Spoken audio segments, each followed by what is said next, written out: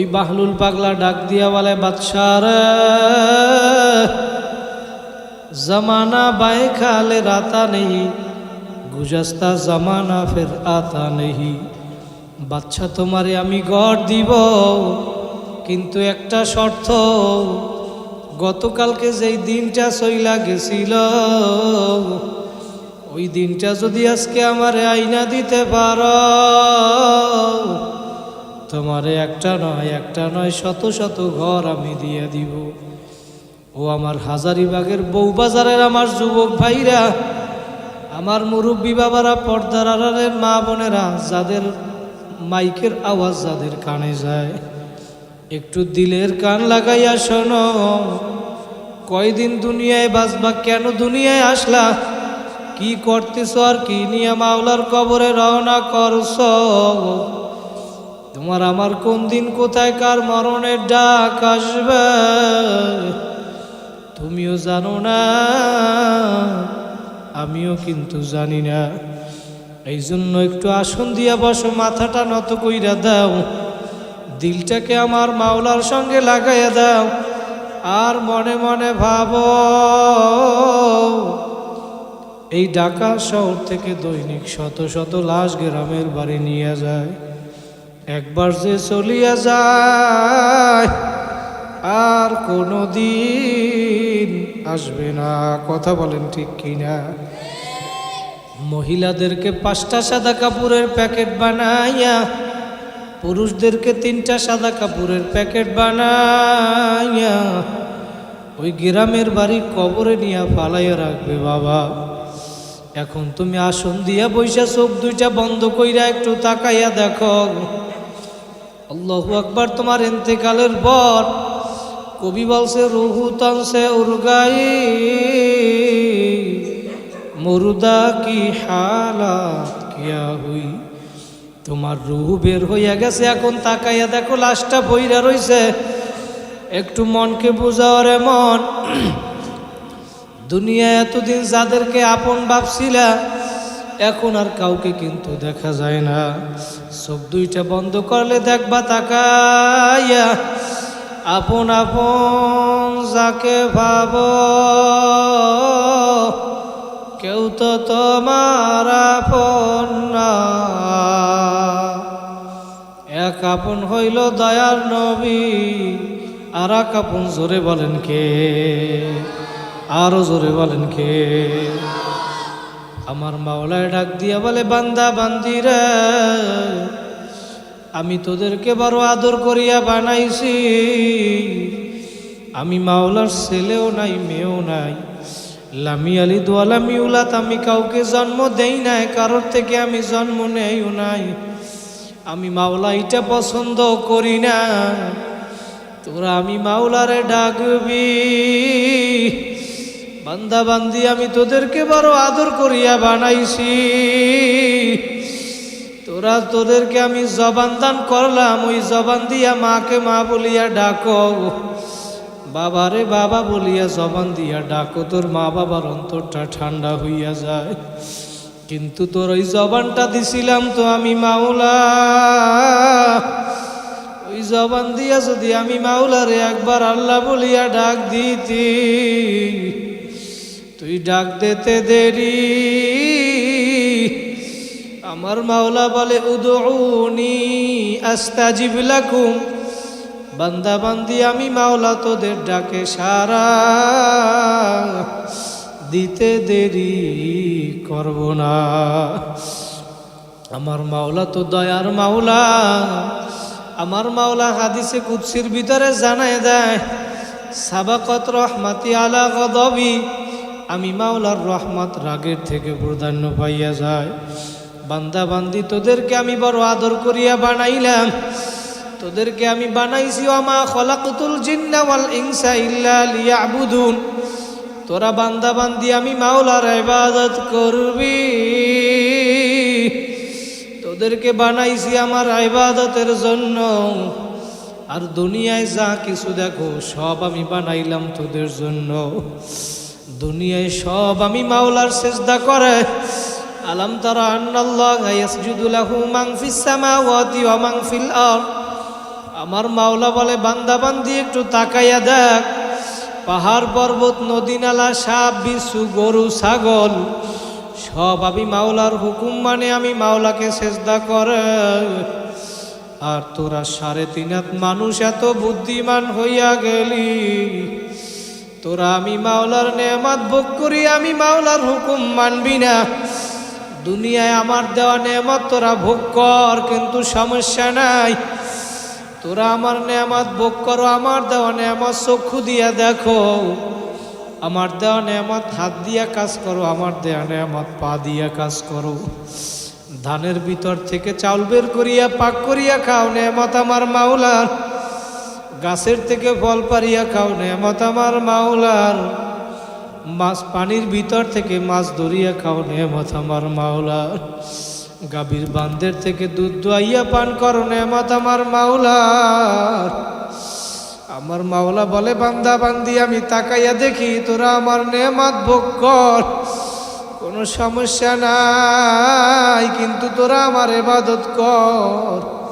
কিন্তু তোরা না না আমি মাওলা নেয়ামত ভোগ করি আমি মাওলার হুকুম মানো নাই।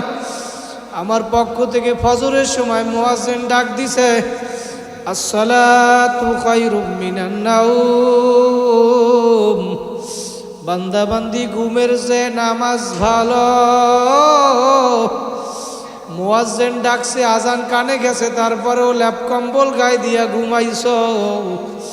আজান কানে যাওয়ার পরেও মসজিদে আসো নাই। আমি মাওলা তো দয়ার মাওলা, তোরে ফজরের সময় ডাকলাম মসজিদে পাই নাই।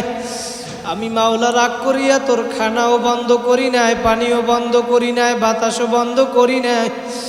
আমি মাওলা অপেক্ষা আছি, বান্দা বান্দি জোহরের সময় আবার ডাকলাম, আয় আয় আয়। তোরে আমি জোহরেও পাই নাই, আসরে ডাকলাম, মাগরিবে ডাকলাম, এশায় ডাকলাম, ওই টঙ্গীর ময়দানে ইস্তেমার ময়দানে ডাকলাম, সরমনার ময়দানে ডাকলাম, তোরে আমি তাবলিকের ময়দানে ডাকছি, রমজানের সাহারিতে ডাকলাম, বান্দা বান্দি তাহাজ্জুদে তোরে আমি ডাকলাম, আয় আয় আয়। আমি মাওলা লা তাখুযুহু সিনাতু ওয়ালা নাওম, আমি ঘুমাই না, জিমানিও নাই আমার, তোরা আমি মাওলারে ডাকতে দেরি।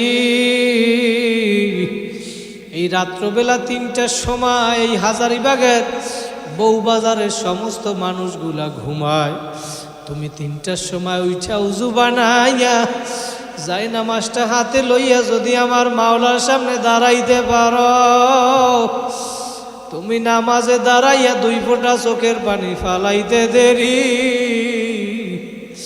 আমার মাওলা তোমারে কবুল করতে দেরি করবে না।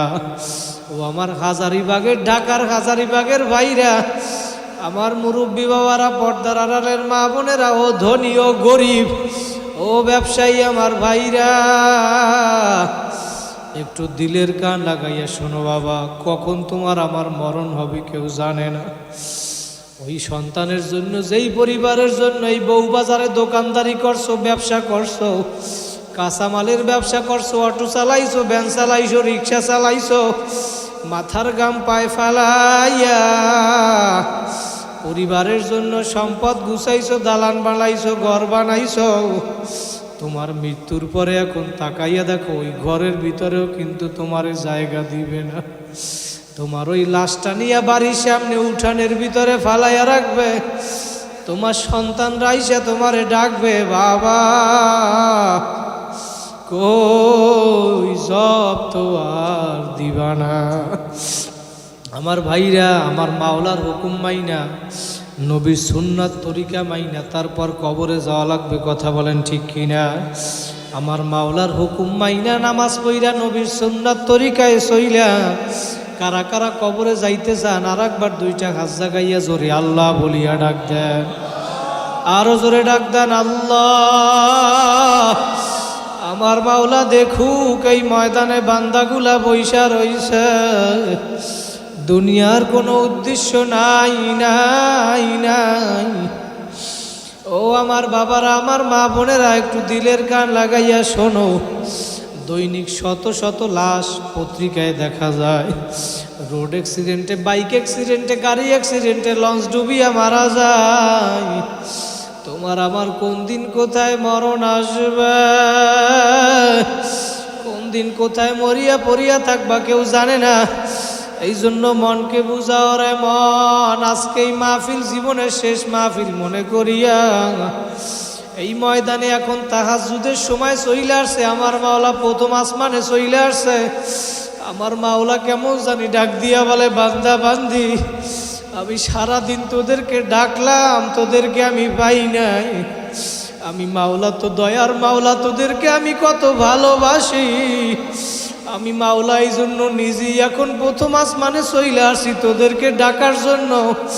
আমার মাওলা প্রথম আসমানে আইসে এখন ডাকে, হাজারিবাগের ও আমার বান্দা বান্দিরা, তোদের কার কি প্রয়োজন? আমি মাওলার কাছে আয় আয় আয়।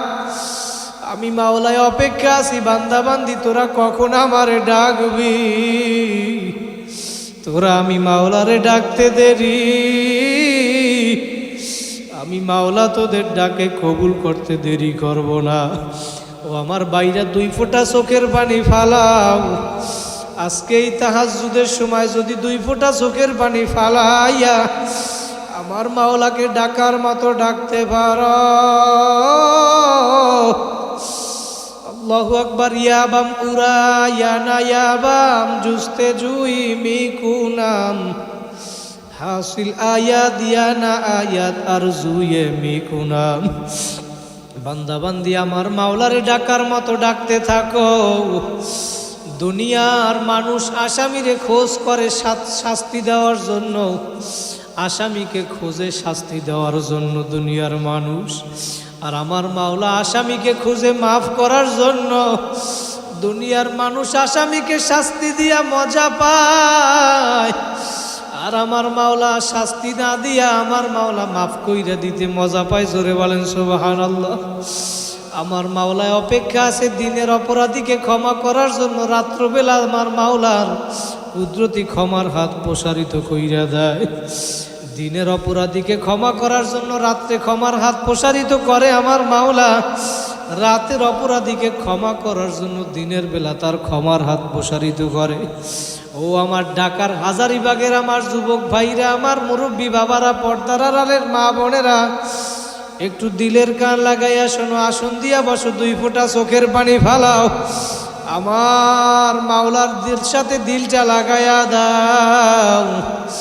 আর মনে মনে ভাবো, কোন দুনিয়ার পাগল হইছো, কোন দলের পাগল হইছো, কোন নেতা নেত্রীর পাগল হইছো, কার জন্য জীবন দাও। আমার মাওলা তোমারে আমারে কেন দুনিয়ায় পাঠাইলো, আর কি করতেছো রে বাবা? কি নিয়ে কবরে রওনা করছ? বিকাশ মিলাইয়া তারপর কবরে যাইয়া শুইও। বাবা, কবরে কিন্তু কোনো পরিচয় চলবে না, দলের পরিচয় চলবে না, নেতা নেত্রীর পরিচয় চলবে না। কারণ আল্লাহর নবী তার মেয়ে ফাতেমাকে, কলিজার টুকরা মেয়ে ফাতেমা, আল্লাহ নবী তার মেয়ে ফাতেমাকে নসিহত করছিল, ইয়া ফাতেমা তো আনকিদি নফসাকি মিনান নার। ও ফাতেমা, কবরে গিয়া আমি পয়গাম্বরের পরিচয় দিয়া নাজাত পাইবা না। নিজের আমল নিজে করিয়া যাও। আল্লাহর নবী যদি তার মেয়ে ফাতেমাকে নসিহত করতে পারে, ও আমার পর্দার আড়ালের মা বোনেরা, তুমি কার পাগল হইছো, কার জন্য বেপর্দায় চলো, কার জন্য বেনামাজি হও? সৌন্দর্য আমার মাওলার দেওয়া কাকে দেখাও? আমার মাওলার দেওয়া সৌন্দর্য বেপর্দায় হইয়া তুমি কাকে দেখাও? তুমি যদি এখন দুনিয়া থেকে বিদায় হও, তোমার স্বামী আর একজন স্ত্রী নিয়ে আনন্দ ফুর্তি করবে। ও যুবক, তুমি যদি এখন বিদায় হও, তোমার স্ত্রী কয়েকদিন পরে আর একজন স্বামী নিয়ে আনন্দ ফুর্তি করবে। তোমার কিন্তু আর খোঁজ নিবে না। এই জন্য বাবা, দুনিয়ায় কিন্তু কেউ আপন না, আপন না।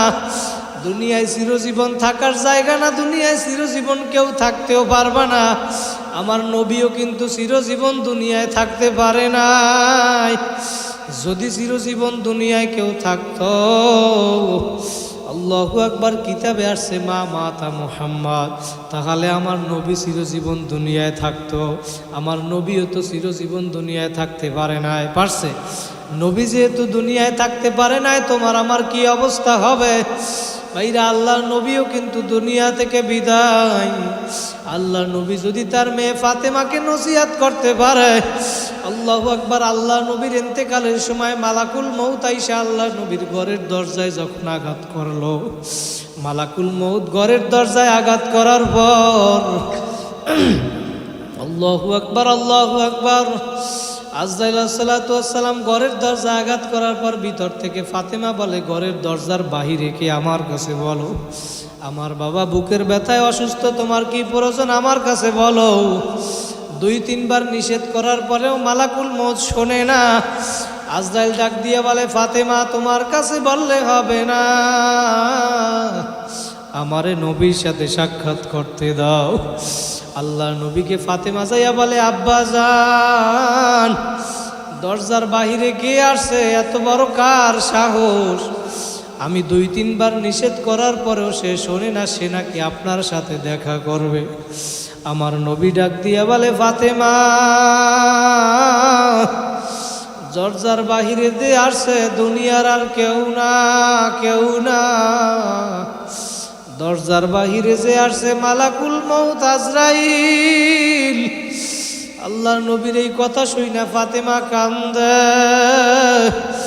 ফাতেমা বলে, আব্বা জান, মালাকুল মউত কাকে নেওয়ার জন্য আসছে, আপনারে নাকি আমারে?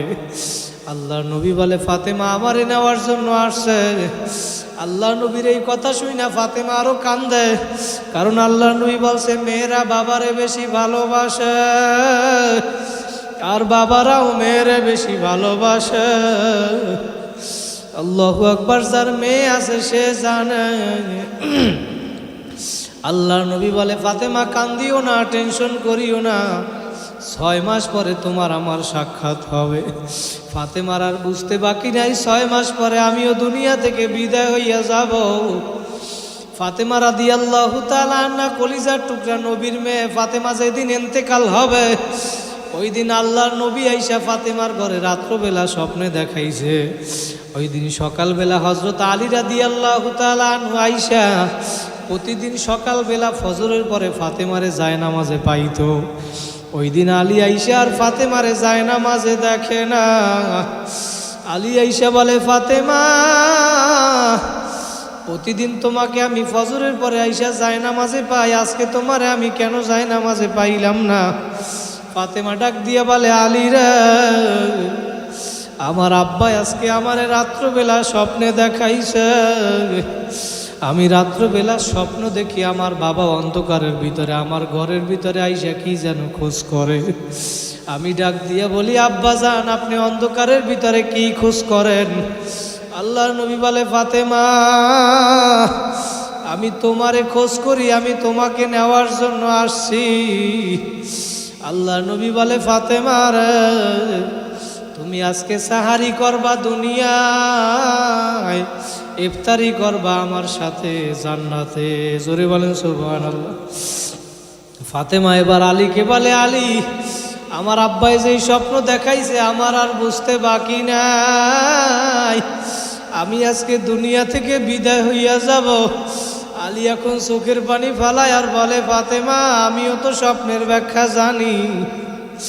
ফাতেমা বলে, আলী, আপনার হাসাইন হুসাইন যে একটু ডাক দেন, আমার বুকের ভিতরে মৃত্যুর যন্ত্রণা শুরু হইয়া গেছে, আপনি আমার বুকের উপরে একটু হাত রাখেন আর আপনি আমারে মাফ কইরা দিয়েন, আমি অসুস্থর সময় আপনার খেদমত করতে পারি নাই। ফাতেমার এই কথা শুইনা এখন হাসাইন হোসাইন ও কলিজার টুকরা ফাতেমার মেয়ে হাসান হোসাইন এখন ফাতেমার কাছে বইসা কান্দে।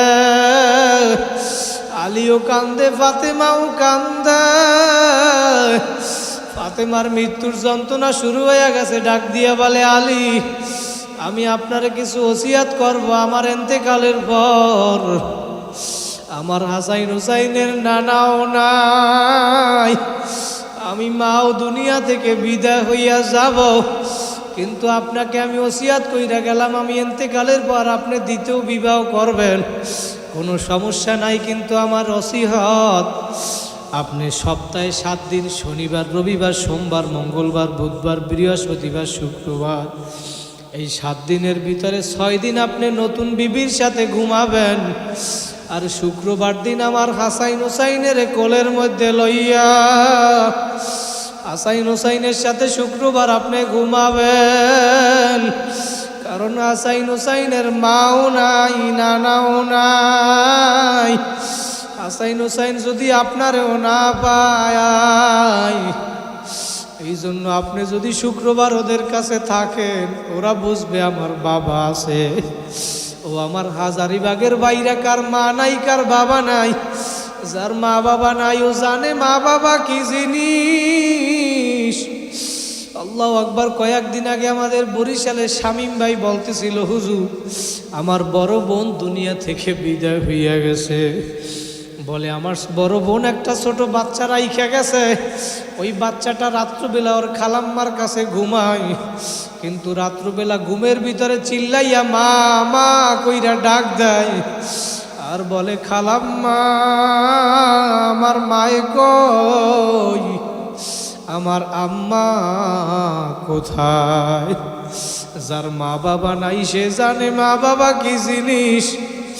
আল্লাহু আকবার। যেই মা বাবার উসিলায় দুনিয়ায় আসছো সন্তান, তোমার মা বাবা কবরে বইসা তোমার দিকে তাকাইয়া রইছে, কার পাগল হইছো, কার জন্য জীবন দাও, কার জন্য গুনাহ করো রে বাবা। শামীম ভাই বলতেছে, হুজুর ও তো ছোট মানুষ, বোঝে না, ওরে একটা আমি নতুন জামা কিনিয়া দিলাম, ও এখন জামাটা পাইয়া আনন্দে বলতে আছে, মামা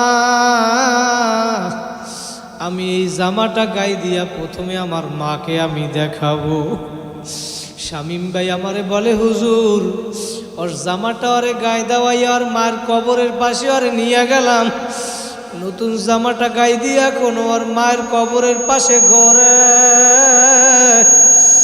মায়ের কবরের পাশে ঘরে আর ডাক দিয়া বলে, মা তাকাইয়া দেখো আমি নতুন জামা গায়ে দিছি, তুমি একটু তাকাইয়া দেখো। শামীম ভাই বলতে আছে, হুজুর ওর কান্না দেখে আমারও তো বোন, আমারও চোখে পানি চইলে আসছে। আল্লাহু আকবার। ভাইরা যার মা বাবা নাই সে জানে মা বাবা কি জিনিস।